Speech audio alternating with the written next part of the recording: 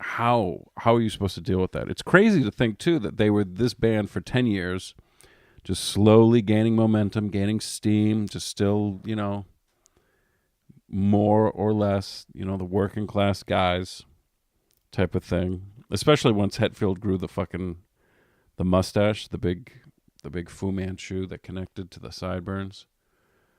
It's like he just looks like a guy who should be hanging out in central Pennsylvania. You know what I mean?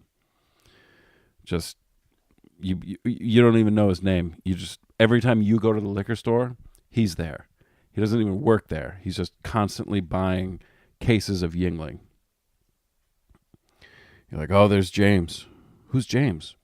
He's the guy who's always here buying Yingling. You mean every time you come to this liquor store? Every time I come to this liquor store, I always happen to run into that guy, James.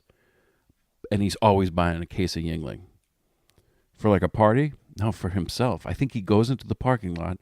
He drinks 24 beers, all of them, and then he goes back in and he buys more.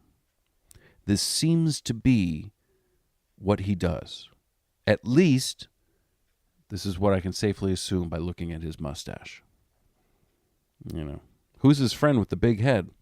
That's some weird Danish guy named Lars. He's kind of a jerk.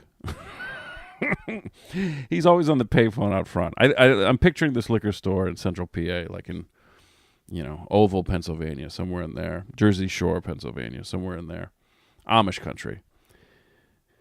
Lars Ulrich, with his 1988 mullet, constantly on the payphone out front, just scowling at anybody that walks by.